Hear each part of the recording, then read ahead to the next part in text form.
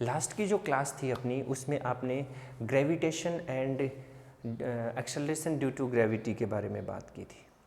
आज की जो क्लास है उसमें हम फ्री फॉल मतलब कोई भी बॉडी है, जैसे ये मेरे पास में डस्टर है, इसको मैं ऐसे गिरा रहा हूँ, ये छोड़ दिया मैंने इसको, तो ये फ्रीली फॉल हो रहा है। ठीक है, तो फ्री फॉल बॉडी के बारे में हम बात करेंगे कि फ्री फॉल बॉडी जो है उसके अंदर उसकी काइनेटिक एनर्जी, उसका मोमेंटम और अदर जो एनर्जीज़ हैं वो किस तरीके से उसमें कंजर्व रहती हैं या नहीं रहती हैं, या उसकी अलग अलग पोजीशन पे कौन कौन सी चीज़ों पे क्या क्या इफ़ेक्ट पड़ता है, ये चीज़ हम बात करेंगे। Acceleration due to gravity small G जो है उसकी वैल्यू कैसे वेरी करती है, इन सब चीज़ों के बारे में हम बात करेंगे। साथ में ही गैलीलियो के जो ओड नंबर का जो सिस्टम है उसके बारे में भी हम समझेंगे इसी लेक्चर में। ठीक है, देखते हैं, चलिए आइए।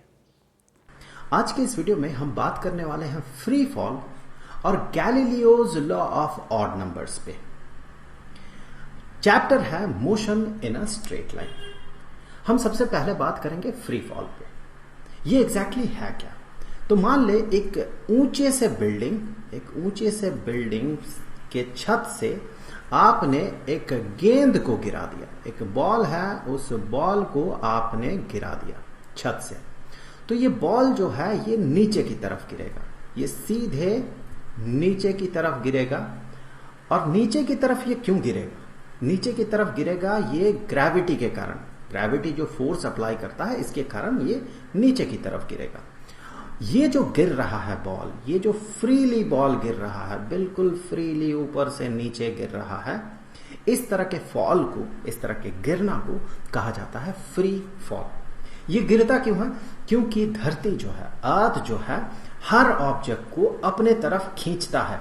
एक फोर्स से अर्थ अपने तरफ खींचता है, जिसे कि हम फोर्स ऑफ ग्रेविटी कहते हैं। Force of gravity.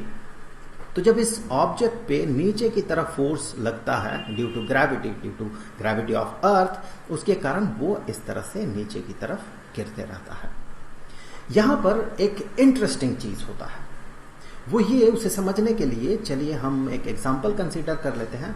मान ले कि आपका दोस्त एक बॉल पकड़ा हुआ है और वो इस बॉल को छोड़ेगा, जबकि आप उस बॉल को कैच करेंगे।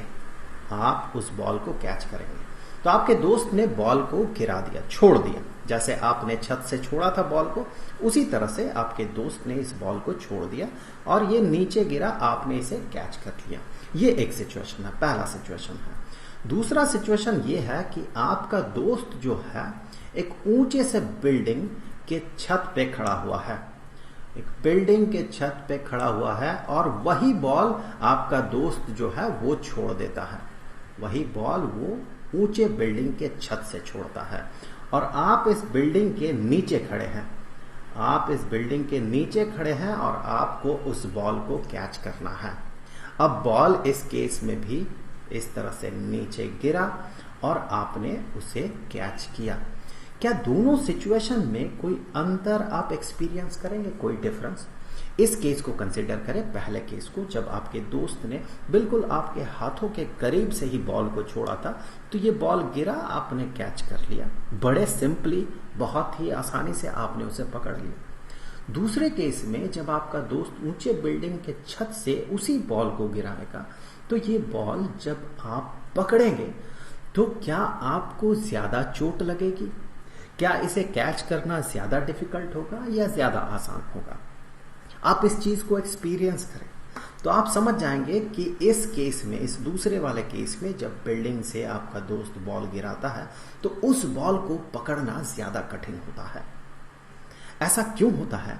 क्योंकि इस बॉल पे कंटिन्यूअसली एक्ट कर रहा है ग्रेविटी का फोर्स जो है, फोर्स ऑफ ग्रेविटी वहां पर एक्ट कर रहा है। अब आगे चल के पढ़ेंगे न्यूटन्स लॉज ऑफ मोशन में कि जब ऑब्जेक्ट पे फोर्स लगता है तो उसमें एक्सीलरेशन होता है। एक्सीलरेशन का मतलब क्या है? कि उसका जो वेलोसिटी का मैग्नीट्यूड है, अगर इस पे एक्सीलरेशन नीचे की तरफ है, फोर्स अगर इसे नीचे की तरफ खींचेगा तो एक्सीलरेशन नीचे की तरफ होगा, तो जो वेलोसिटी का मैग्नीट्यूड है वो बढ़ते जाएगा। पहले तो ये धीरे धीरे गिरेगा, फिर इसका स्पीड बढ़ेगा और काफी तेज हो जाएगा। जितना ये नीचे की तरफ गिरेगा, जितना इसे समय मिलेगा, उतना ज्यादा इसका स्पीड होगा। इसीलिए पहले केस में चूंकि इसे कम समय मिल रहा था इस गेंद को गिरने में, इसीलिए इसके पास बहुत ज्यादा स्पीड नहीं था। लेकिन दूसरे केस में ये ज्यादा समय तक गिर रहा है, तो इसका स्पीड जो है जब यहां तक पहुंचेगा नीचे तक, तो काफी ज्यादा हो जाएगा। क्यों? क्योंकि इस बॉल पे एक्ट हो रहा है फोर्स ऑफ ग्रेविटी, जो कि अर्थ, धरती लगा रही है। फोर्स ऑफ ग्रेविटी के कारण इस बॉल पे एक एक्सीलरेशन क्रिएट हो रहा है। अब जब एक्सीलरेशन क्रिएट हो रहा है, मतलब जो वेलोसिटी है इसमें चेंज हो रहा है। वेलोसिटी का जो मैग्नीट्यूड है, जो वैल्यू है इसका, वेलोसिटी का मैग्नीट्यूड चेंज कर रहा है। मुझे कहना चाहिए समय के साथ साथ इसका वेलोसिटी का मैग्नीट्यूड जो है ये इंक्रीज कर रहा है। इसीलिए समय के साथ साथ जितना इसे समय मिलता है बॉल को फ्री फॉल होने में, उतना ज्यादा इसका स्पीड होता है। इसीलिए ऊंचे बिल्डिंग के गेंद को, ऊंचे बिल्डिंग से गिरने वाले गेंद को पकड़ना उतना आसान नहीं होता है। अब इसमें एक्सीलरेशन है, हमें पता है कि एक्सीलरेशन होने से वेलोसिटी में चेंज होता है। तो वेलोसिटी यहां किस रेट से चेंज होता है? तो वो रेट है 9.8 metre per second in every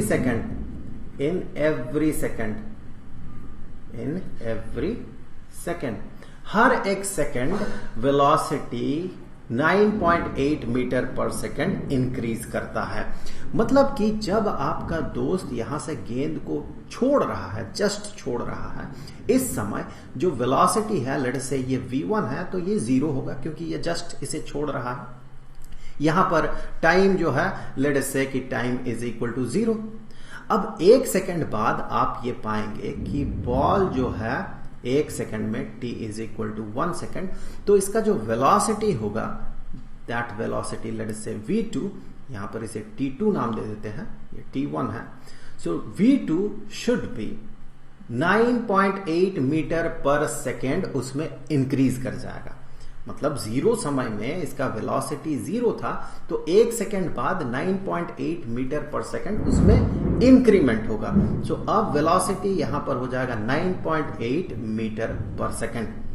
एक और सेकेंड बाद आप ये पाएंगे, एक और सेकेंड बाद लेट्स से कि ये t3 है और ये है 2 सेकेंड का समय, यहां से 0 सेकेंड, फिर 1 सेकेंड बाद, फिर और 1 सेकेंड बाद, तो एक और सेकेंड बाद इसका वेलोसिटी फिर से इतना बढ़ जाएगा। So 9.8 metre per second plus 9.8 metre per second, so velocity v3 it is 19.6 metre per second. एक और सेकेंड बाद t जब हो जाएगा 3 सेकेंड, तो एक और सेकेंड बाद मान ले कि आपने इस गेंद को पकड़ा, तो पकड़ने से ठीक पहले इसका जो वेलोसिटी है, 3 सेकेंड में इसका जो वेलोसिटी हो जाएगा, सो v4 मान ले इसे, तो ये हो जाएगा 19.6 मीटर पर सेकेंड से और 9.8 मीटर पर सेकेंड इंक्रीज कर जाएगा। So 19.6 plus 9.8 is equal to 29.4 metre per second. तो देखिए, समय जितना बीतते जाएगा, वेलोसिटी का मैग्नीट्यूड इसका उतना बढ़ते जाएगा। और जब वेलोसिटी का चेंज होने का रेट 9.8 मीटर पर सेकेंड हर एक सेकेंड में हो, मतलब हम कहेंगे ये क्या है, इसका वेलोसिटी में चेंज होने का रेट है 9.8 मीटर पर सेकेंड हर एक सेकेंड पर सेकेंड, तो इसी को हम कहते हैं 9.8 मीटर पर सेकेंड स्क्वायर। तो ये जो एक्सीलरेशन है 9.8 मीटर पर सेकेंड स्क्वायर। इस एक्सीलरेशन को कहा जाता है, ये एक्सीलरेशन क्यों हो रहा है, फोर्स कौन लगा रहा है कि एक्सीलरेशन हो रहा है? फोर्स यहां पर ग्रेविटी लगा रही है। तो ग्रेविटी के लगाए हुए फोर्स के कारण जो एक्सीलरेशन है, जो कि है 9.8 मीटर पर सेकेंड स्क्वायर, उस एक्सीलरेशन को कहा जाता है, किसके कारण एक्सीलरेशन किसके कारण? Acceleration due to gravity. So gravity के कारण जो एक्सीलरेशन बन रहा है उसे एक्सीलरेशन ड्यू टू ग्रेविटी कहा जाता है। और एक्सीलरेशन ड्यू टू ग्रेविटी को डिनोट किया जाता है स्मॉल लेटर g से, small letter g, which is nearly 9.8 metre per second square. यहां पर मैंने नियरली क्यों कहा, क्योंकि ये वैरी करता है अलग अलग जगह पे, धरती के अलग अलग जगह पे ये थोड़ा बहुत वैरी कर जाता है। कहीं पर आपको 9.7 मीटर पर सेकेंड स्क्वायर मिलेगा, कहीं पर 9.78 मीटर पर सेकेंड स्क्वायर, तो कहीं पर 9.85 मीटर पर सेकेंड स्क्वायर आपको मिल जाएगा एक्सीलरेशन ड्यू टू ग्रेविटी। और साथ ही साथ जब ऑल्टीट्यूड चेंज होता है, फॉर एग्जाम्पल ये आप ग्रेविटेशन के चैप्टर में जाके पढ़ेंगे। सपोज दिस इज अर्थ, ये धरती है, तो धरती से ज्यादा दूर यहां पर g का वैल्यू, अगर ये g1 है, g का वैल्यू जो होगा धरती के ज्यादा करीब g का वैल्यू थोड़ा ज्यादा होगा। यहां पर g2 जो है it should be greater than g1, it should be greater than g1। So altitude जब चेंज होता है, ज्यादा हाइट से, बहुत बहुत ज्यादा हाइट से जब गिराया जाता है बॉल को, या फिर कोई भी ऑब्जेक्ट जब गिरेगा बहुत ज्यादा हाइट, बहुत ही ज्यादा हाइट, तब यहां पर एक्सीलरेशन ड्यू टू ग्रेविटी जो है वो धीरे धीरे घटेगा। जितना ऊपर जाएंगे उतना घटेगा, लेकिन वो घटने का रेट बहुत कम है। धरती के सरफेस के बहुत करीब 100 मीटर, 200 मीटर, इस तरह के करीबी जगहों पे जो एक्सीलरेशन ड्यू टू ग्रेविटी है वो नियरली इतना ही रहता है, उसमें बहुत ज्यादा चेंज नहीं होता है। साथ ही साथ जब आप धरती के अंदर गड्ढा खोदते हुए अंदर जाएंगे तो भी एक्सीलरेशन ड्यू टू ग्रेविटी जो है वो घटता है। सरफेस के आसपास एक्सीलरेशन ड्यू टू ग्रेविटी जो है वो nearly 9.8 metre per second square होता है। जैसे कि मैंने कहा, अलग अलग ऑल्टीट्यूड्स पे, अलग अलग लैटिट्यूड्स पे ये थोड़ा डिफर करता है। न्यूमेरिकल प्रॉब्लम्स जब सॉल्व करेंगे, most of the cases calculation आसान हो जाए, इसीलिए g का वैल्यू दिया हुआ रहता है 10 मीटर पर सेकेंड स्क्वायर। सो ये कोई हार्ड एंड फास्ट ऐसा नहीं है कि आपको हमेशा g का value 9.8 metre per second square ही लेना है, क्योंकि ये उतना भी स्ट्रिक्ट नहीं है कि एग्जैक्टली इतना ही हो, थोड़ा बहुत वैरी करता है। 10 is very close to 9.8। So numerical problem solve करते हुए मोस्ट ऑफ द केसेस आपको g का value 10 metre per second square ही मिलेगा, और ये अलग अलग जगह पे थोड़ा बहुत वैरी कर जाता है। तो ये पार्ट जो था, इसमें आपने देखा कि जो बॉडी है जब इसे छोड़ दिया जाता है हवा में तो ये नीचे की तरफ गिरता है, धरती के सरफेस की तरफ गिरता है।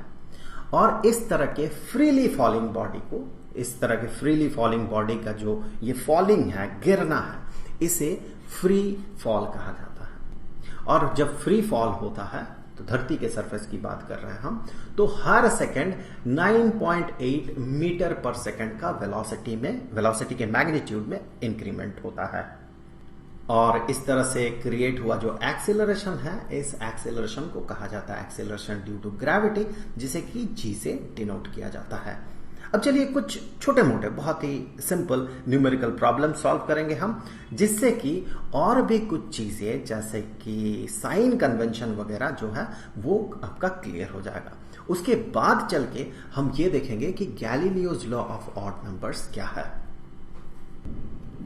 तो मेरा पहला सवाल आपसे ये है कि मान ले एक बिल्डिंग, बहुत ऊंचे बिल्डिंग के छत से आपने एक बॉल को गिरा दिया, बॉल को जस्ट गिरा दिया, आपने इस पे कोई फोर्स, एक्स्ट्रा फोर्स नहीं लगाया, आपने बॉल को छोड़ दिया। अब ऐसा करने से बॉल जो है ये तो नीचे की तरफ गिरेगा, सो ये नीचे गिरने लगा इस तरह से। तो मेरा सवाल आपसे ये है कि 5 सेकंड बाद इस बॉल का क्या स्पीड होगा। गिवन है, सवाल में गिवन है g is equal to 10 metre per second square. तो अब आप बताइए कि यहां पर 5 सेकंड बाद, गिरने के 5 सेकंड बाद, तो यहां पर टाइम इज इक्वल टू 0, गिरने के 5 सेकंड बाद उस बॉल में कितना स्पीड होगा। आप सोचिए, क्या आप यहां पर कोई इक्वेशन से इसे सॉल्व करने का कोशिश करेंगे या फिर आप मेंटली इसे सॉल्व करेंगे। बेटर है कि आप इसे मेंटली कैलकुलेट करें। बहुत ही सिंपल चीज है कि जब एक्सीलरेशन इस बॉडी में एक्सीलरेशन है 10 मीटर पर सेकंड स्क्वायर्ड।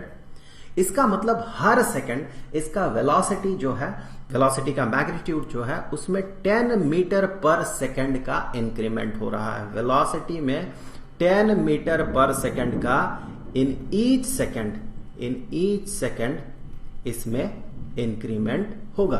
तो अगर जीरो समय में इसमें वेलोसिटी, चूंकि आपने इसे छोड़ा है तो इसमें वेलोसिटी जो है ये जीरो है, तो 1 सेकंड बाद इसका वेलोसिटी कितना होगा 10 मीटर पर सेकंड, 2 सेकंड बाद 20 मीटर पर सेकंड, 3 सेकंड बाद 30 मीटर पर सेकंड, 4 सेकंड बाद 40 और 5 सेकंड बाद 50 मीटर पर सेकंड होगा इसका वेलोसिटी। सो आफ्टर 5 सेकंड्स इसका जो वेलोसिटी होगा ये होगा 50 मीटर पर सेकंड। और ये जो है किस समय की बात कर रहे हैं, time is equal to 5 second. तो ऐसे तो इसे आप सिंपली कैलकुलेट कर सकते हैं, मेंटली कैलकुलेट कर सकते हैं अपने दिमाग में। इसके लिए आपको इक्वेशन लिखने की कोई जरूरत नहीं है। लेकिन अगर ये पूछ लिया जाए कि इन 5 सेकंड्स में ये यहां से यहां जो डिस्टेंस ट्रैवल करता है वो कितना है, अब आपको यहां पर इक्वेशन लगाना होगा। तो चलिए, ये जो डिस्टेंस है, ये डिस्टेंस यहां से लेके यहां तक, लेट अस से कि ये डिस्टेंस है s, यहां से यहां तक इसका डिस्प्लेसमेंट हुआ, यहां से यहां तक डिस्प्लेसमेंट हुआ। तो देखिए s ये हमें पता करना है। हमें क्या क्या पता है कि एक्सीलरेशन इस बॉडी में जो है इतना है, और साथ ही साथ हमें पता है कि इनिशियल वेलोसिटी जो है ये जीरो है, क्योंकि आपने बॉल को जस्ट छोड़ा था।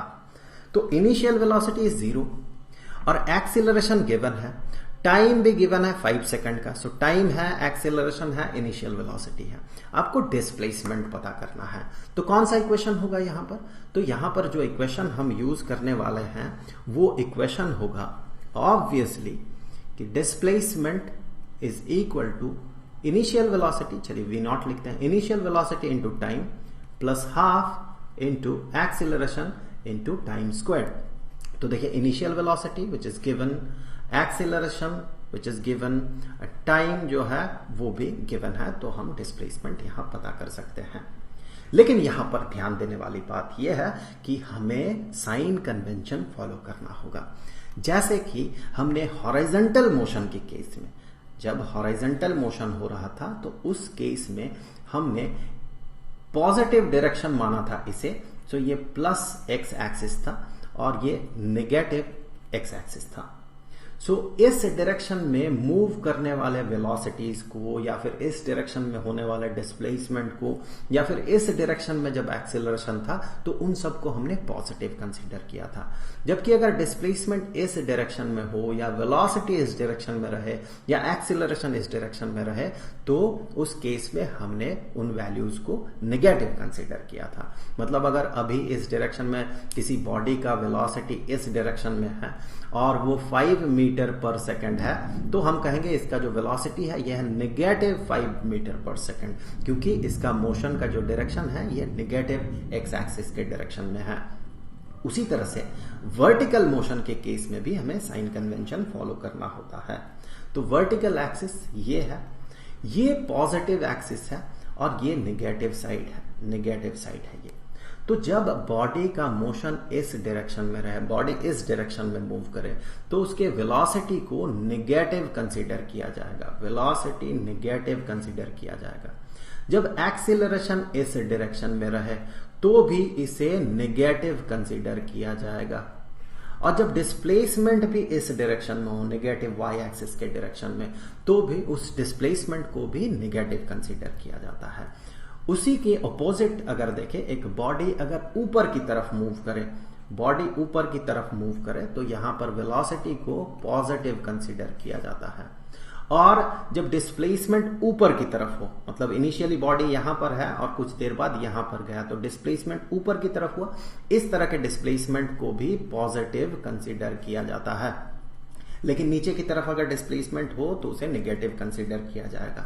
जैसे कि यहां इनिशियली था, बाद में यहां पहुंचा, तो डिस्प्लेसमेंट जो है नीचे की तरफ है, तो इस केस में इसे नेगेटिव कंसीडर किया जाएगा। तो यहां हमें साइन कन्वेंशन को फॉलो करना होगा। तो देखिए, साइन कन्वेंशन फॉलो करें तो हमें क्या मिलेगा, चलिए, सबसे पहले तो v, ये तो 0 है तो इसके साथ तो कोई साइन की तो बात ही नहीं है। t जो है ये 5 सेकंड है।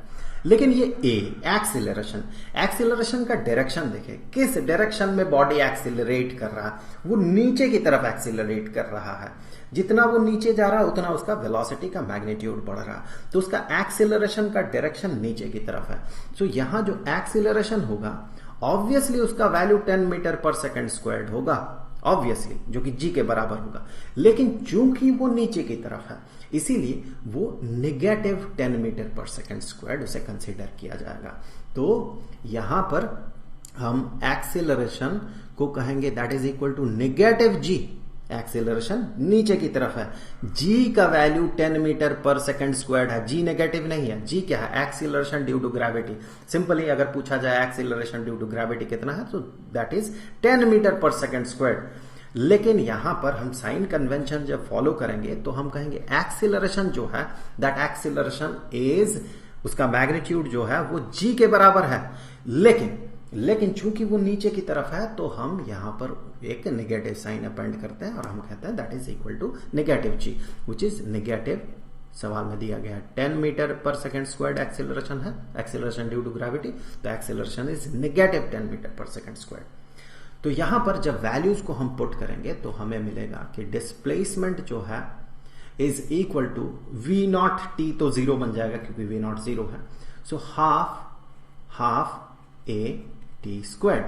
यहां पर वैल्यूज पुट करें, हाफ इंटू a क्या है? Negative 10 into T squared. t कितना है? 5 सेकेंड, सो 5 का स्क्वायर। अब अगर यूनिट देखें आप यहां पर एक्सीलरेशन के लिए मीटर पर सेकंड स्क्वायर्ड, और इसका जो यूनिट होगा सेकंड स्क्वायर्ड होगा क्योंकि टाइम स्क्वायर किया जा रहा है, तो इसीलिए पर सेकंड स्क्वायर्ड और सेकंड स्क्वायर्ड कैंसिल होगा, यूनिट में बचेगा मीटर। डिस्प्लेसमेंट का यूनिट मीटर ही होना चाहिए। अब देखें ये बनेगा नेगेटिव साइन को बाहर लेकर, हाफ इंटू 10 इंटू 5 का स्क्वायर विच इज 25। तो यहां से आप ये पाएंगे ये होगा, ये अगर कैंसिल करते हैं 5, सो इतना मीटर, तो आपको मिलेगा ये होगा नेगेटिव 125 मीटर। तो डिस्प्लेसमेंट जो है 125 मीटर का हो रहा है, पर ये नेगेटिव साइन हमें क्या बता रहा है? ये बता रहा है डिस्प्लेसमेंट नीचे की तरफ है। ऑब्वियसली आप जब एक बॉल को छोड़ेंगे तो उसका डिस्प्लेसमेंट जो है वो डिस्प्लेसमेंट का डायरेक्शन क्या होगा? नीचे की तरफ होगा। बॉल नीचे की तरफ डिस्प्लेस कर रहा, सो डिस्प्लेसमेंट का डायरेक्शन नीचे है, डाउनवर्ड्स। ये डाउनवर्ड्स है, नीचे की तरफ गिर हो रहा displacement, so displacement is downwards. So ये जो डिस्प्लेसमेंट डाउनवर्ड्स है, ये डाउनवर्ड्स को इंडिकेट कर रहा है ये नेगेटिव साइन। और डिस्प्लेसमेंट कितना है? डिस्प्लेसमेंट है 125 मीटर का। सो 125 मीटर का डिस्प्लेसमेंट होगा नीचे की तरफ। सो हम कहेंगे कि बॉल को छोड़ने के बाद 5 सेकंड बाद वो बॉल कहां पर होगा? जहां से छोड़ा गया था उससे 125 मीटर नीचे की तरफ होगा। तो मुझे उम्मीद है कि ये जो साइन कन्वेंशन वाला कॉन्सेप्ट है वो आपका इस छोटे से पार्ट से क्लियर हुआ होगा। अब चलिए हम बात करेंगे Galileo's law of odd numbers पे। ये बहुत ही इंटरेस्टिंग चीज है। अगर एक फ्रीली फॉलिंग बॉडी को देखा जाए, इसे पहली बार गैलीलियो गैलीलेई ने इसे ऑब्जर्व किया था और उन्होंने कुछ खास चीज पाया था कि अगर एक ऑब्जेक्ट को इस तरह से छोड़ दिया जाता है, एक बॉल को ही मान ले कि एक बॉल को ही आप छोड़ देते हैं, तो सेम इंटरवल ऑफ टाइम में अगर बॉल का पोजीशन को आप मेजर करते हैं, चलिए चीजों को आसान रखने के लिए अभी हम इंटरवल ऑफ टाइम जो है वो 1 सेकंड का मानेंगे। मतलब हमने क्या किया कि यहां पर टाइम इज इक्वल टू 0 है, जब बॉल को छोड़ा गया टाइम इज इक्वल टू 0 है। हमने 1 सेकंड बाद देखा बॉल कहां पर है, ये गिरा। चलिए ये इस पाथ में ऐसे सीधे नीचे की तरफ गिरेगा, सो इस तरह से ये गिरते जाएगा। हमने 1 सेकंड बाद देखा बॉल कहां पर है, तो 1 सेकंड बाद बॉल जो है वो यहां पर है, मान ले ये गिर रहा है, 1 सेकंड बाद बॉल यहां पर पहुंचा, सो अभी है t is equal to 1 second. मान लें कि आपने बॉल को गिराया और एक कैमरा यहां पर कहीं पर फिट है जो कि बॉल का जो पिक्चर है उसे कैप्चर करेगा, और कैमरा जो है वो हर 1 सेकेंड में वो फोटो खींचता है। तो जब आपने जस्ट छोड़ा तो कैमरा को ऑन किया गया, तो कैमरा ने फोटो खींचा, तो यहां पर बॉल दिखा, इमेज में यहां पर दिखा बॉल। 1 सेकेंड बाद फिर से जो फोटो लिया गया वहां पर बॉल यहां पर दिखा, फिर और 1 सेकेंड बाद बॉल यहां पर दिखा। सो एक और सेकेंड बाद t is equal to 2 second, फिर और 1 सेकेंड बाद बॉल जो है वो बॉल यहां पर दिखा। सो ये t जो है टाइम जो है ये 3 सेकेंड है।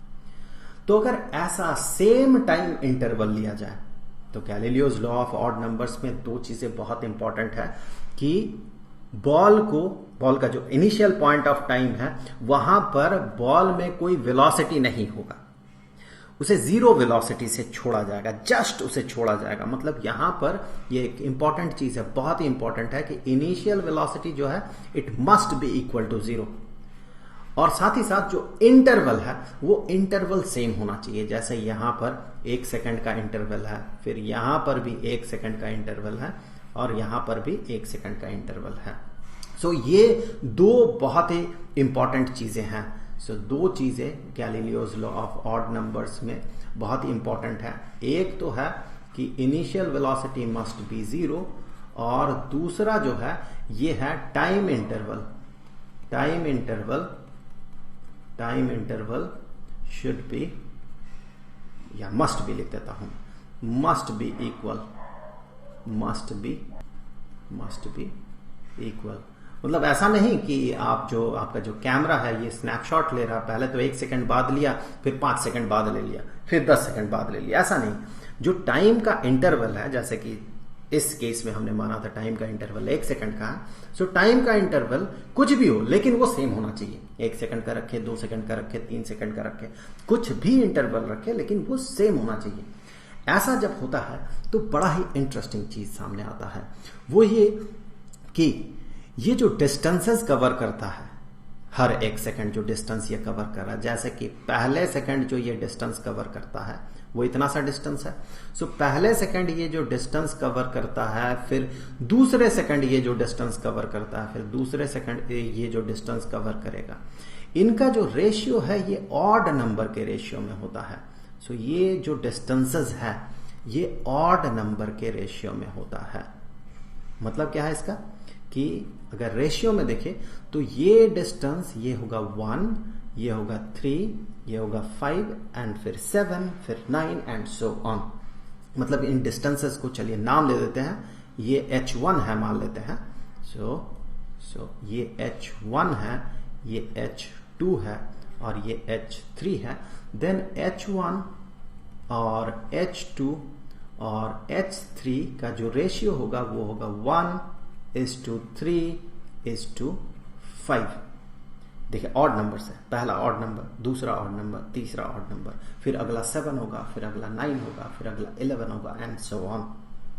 सो ये है Galileo's law of odd numbers कि अगर इक्वल इंटरवल ऑफ टाइम में हम फ्रीली फॉलिंग बॉडी को ऑब्जर्व करते हैं तो हर एक इंटरवल के दौरान ये जो डिस्टेंस कवर करेगा उनका जो रेशियो होगा वो होगा 1:3:5। दैट मीन ऑड नंबर के रेशियो में वो होगा।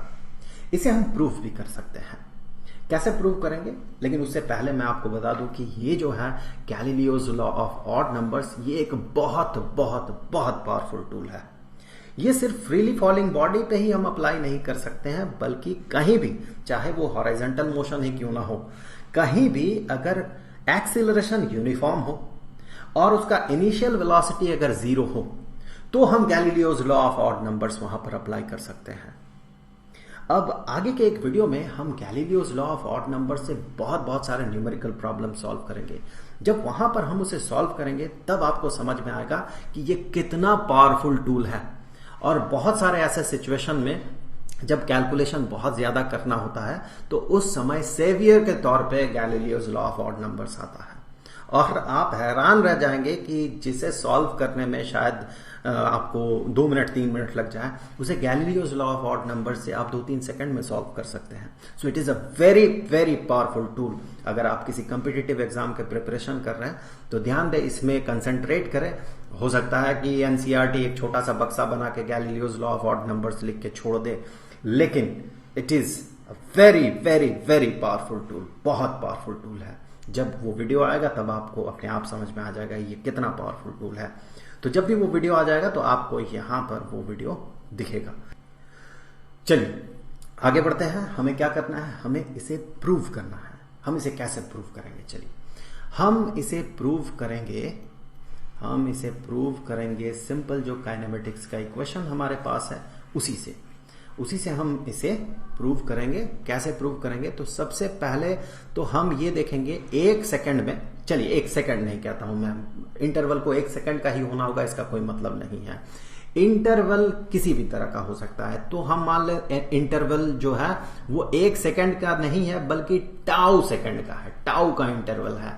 सो tau is any time period, कुछ भी टाइम पीरियड हो सकता है, 1 सेकंड 2 सेकंड 3 सेकंड 4 सेकंड कुछ भी हो सकता है। सो इनिशियली टाइम इज 0, फिर टाउ समय बाद टाउ कुछ भी हो सकता है, 1 सेकंड 2 सेकंड 3 सेकंड, फिर हमने ऑब्जर्व किया 2 टाउ सेकंड बाद, तो पीरियड देखिए यहां से यहां तक टाउ का है, फिर यहां से यहां तक फिर से टाउ का है, फिर यहां से यहां तक अगर पीरियड टाउ का हुआ तो ये जो टाइम होगा 3 टाउ होगा। तो इस तरह से टाइम इंटरवल जो है ये टाउ का हो गया। सो टाइम इंटरवल जो है टाइम इंटरवल इज टाउ। और बॉडी को फ्रीली छोड़ा गया, फ्री फॉल है यहां पर, और इनिशियल वेलोसिटी इसमें 0 है। तो इस केस में देखें हम क्या करेंगे, कैसे इसे प्रूव करेंगे। हम तो देखेंगे पहले एक टाउ में, फर्स्ट टाउ पीरियड में ये कितना नीचे उतरा, इसे हम नाम दे देते हैं चलिए h1। फिर दो टाउ टाइम में ये कितना नीचे उतरा वो भी हम कैलकुलेट कर सकते हैं।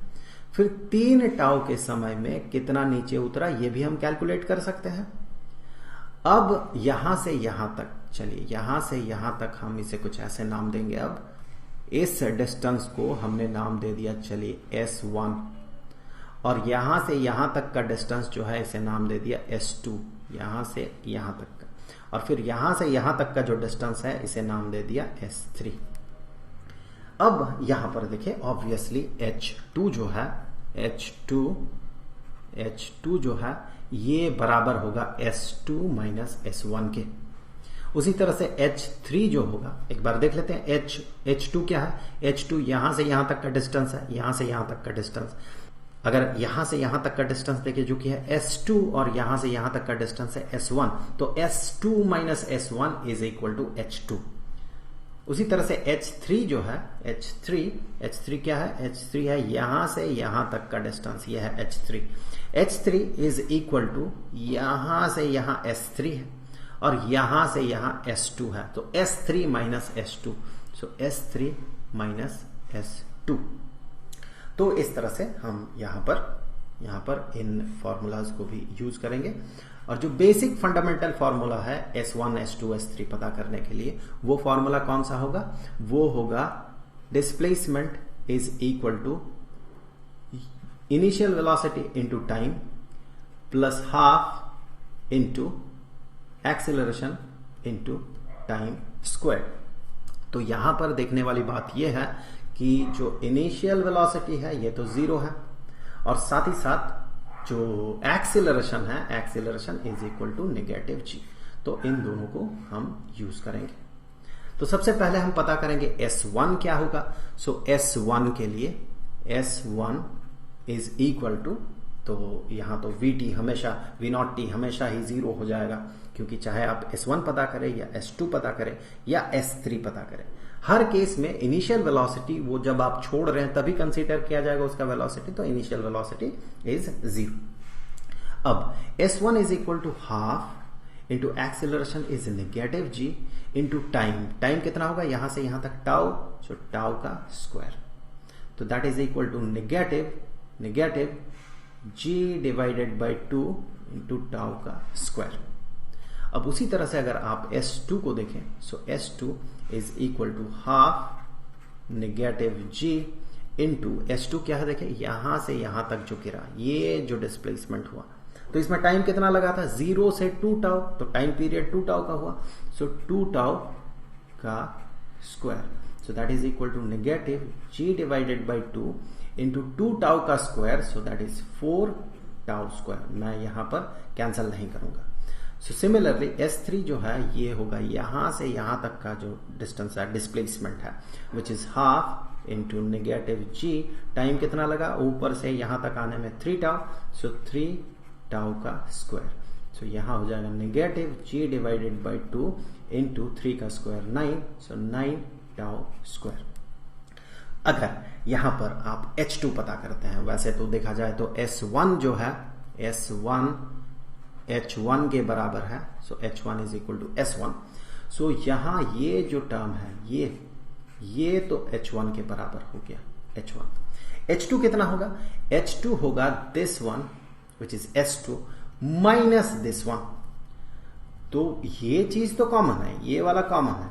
अब टाउ स्क्वायर भी कॉमन है, डिफरेंस क्या है, यहां पर 1 इंटू टाउ स्क्वायर है, यहां पर 4 इंटू टाउ स्क्वायर है। सो जब इससे आप इसे सब्ट्रैक्ट करेंगे तो आपको जो H2 मिलेगा, H2 is equal to S2 minus S1, तो ये किसके बराबर होगा, this term minus this term, so बाकी चीजें तो कॉमन हो जाएगा और 4 माइनस 1 3 बन जाएगा, सो ये बन जाएगा negative ji divided by 2 into 3 tau square, 4 tau square, यहाँ टाउ स्क्वायर है, माइनस करें तो 3 टाउ स्क्वायर हो गया, और नेगेटिव जी डिवाइडेड बाई 2 तो कॉमन है, यहाँ पर हर जगह नेगेटिव साइन आ रहा है क्योंकि यहाँ पर डिस्प्लेसमेंट जो है नेगेटिव डायरेक्शन में हो रहा है। लेकिन इंटरेस्टिंग बात यह है कि ये जो H1, H2 और H3 है, ये डिस्प्लेसमेंट्स नहीं बल्कि इसे हम डिस्टेंस की तरह ट्रीट करेंगे। सो ये सारे जो है ये डिस्टेंसेस हैं, ये भी डिस्टेंस है, ये भी डिस्टेंस है और ये भी डिस्टेंस है, हेंस इन्हें हमेशा पॉजिटिव ही होना चाहिए, ये नेगेटिव नहीं होगा। डिस्प्लेसमेंट एक डायरेक्शन इंडिकेट करता है, लेकिन डिस्टेंस जो है दो पॉइंट्स के बीच का जो डिस्टेंस है ये हमेशा पॉजिटिव ही होता है। सो थोड़ा अगर मैथमेटिकली कहें, थोड़ा ज्यादा टेक्निकली कहें तो H1 is equal to S1, यहां पर H1 जो है डिस्टेंस है और S1 जो है ये डिस्प्लेसमेंट है, इसीलिए हम साइन को ओमिट करने के लिए, हटाने के लिए यहां पर कहेंगे H1 is equal to absolute value of S1। S1 negative हो या पॉजिटिव हो, H1 हमेशा पॉजिटिव होगा। सिमिलरली यहां भी हम इनका एब्सोल्यूट वैल्यू को कंसीडर करेंगे। अब अगर हम इनका एब्सोल्यूट वैल्यू को कंसीडर करते हैं तो हम कहेंगे H1 जो कि नेगेटिव नहीं होगा बल्कि G divided by 2 into tau square होगा। देखिए ये उतना भी ज्यादा स्ट्रिक्ट नहीं है कि आप अगर नेगेटिव इसका वैल्यू कंसीडर कर ले तो वो बिल्कुल ही गलत हो जाएगा, नहीं, मतलब से हमें मतलब है कि डिस्टेंस है तो इट शुड बी पॉजिटिव हमेशा। तो अब देखिए यहां पर ये अगर हम पॉजिटिव वैल्यू कंसीडर करें तो यहां से सिंपली हम इसका ये नेगेटिव साइन को हटा सकते हैं क्योंकि हमने इसका एब्सोल्यूट वैल्यू को कंसीडर किया है, H2 जो कि है डिस्टेंस होगा, सो S2 माइनस S1 का एब्सोल्यूट वैल्यू। सिमिलरली अगर आप H3 को देखें which is S3 minus S2, उसका एब्सोल्यूट वैल्यू मतलब कि पॉजिटिव हमें कंसीडर करना है, तो आप अगर S3 माइनस S2 करते हैं, S3 ये माइनस S2, तो मैं कहूंगा negative G divided by 2 into 5 tau square. तो चूंकि हम एब्सोल्यूट वैल्यू कंसीडर कर रहे हैं इसीलिए ये नेगेटिव साइन जो है मैं यहां से हटा दूंगा। तो यहां ये क्लियर है कि अगर हम रेशियो कंसीडर करते हैं H1, H2 और H3 का, तो देखिए हमें क्या मिलेगा, H1 का वैल्यू जो है ये है, सो G divided by 2 tau square. H2 जो है ये है G divided by 2 into 3 tau square, और H3 जो है G divided by 2 into 5 tau square है। अगर आगे भी आप कैलकुलेट करें तो आपको मिलेगा फिर 7 टाउ स्क्वायर, फिर 9 tau square and so on. तो इसका जो रेशियो है ये क्लियरली दिख रहा है, ये रेशियो है 1:3:5 का। सो ये ऑड नंबर के रेशियो में हमें मिला और यही है Galileo's law of odd number, और इसे हमने इस तरह से प्रूव भी कर लिया काइनेमेटिक्स के बेसिक इक्वेशन से। हाँ, तो आज की जो क्लास थी उसमें आपने बहुत अच्छे से समझा है कि किस तरीके से फ्रीली फॉल बॉडी जो है उसके अंदर एक्सेलरेशन ड्यू टू ग्रेविटी और अदर जो फिजिकल क्वांटिटीज़ हैं वो कैसे इफ़ेक्ट होती हैं। ये बड़ा ही इंपॉर्टेंट टॉपिक है। 11th क्लास में इसके बारे में काफ़ी बड़ा डिस्क्रिप्शन आपको पढ़ने को मिलेगा। कंपटीशन एग्ज़ाम्स में इसमें बहुत सारे क्वेश्चंस पूछे जाते हैं, इसलिए इस टॉपिक को बहुत अच्छे से समझने की कोशिश कीजिएगा। अगर समझ में नहीं आया है तो इस वीडियो को बार बार आप 2 बार 3 बार देख के अच्छे से समझ सकते हैं कि किस तरीके से फ्रीली फॉल बॉडी जो है वो अपना बिहेवियर शो करती है। ठीक है, नेक्स्ट लेक्चर में हम एक नए टॉपिक के साथ फिर मिलेंगे। Thank you, have a nice day.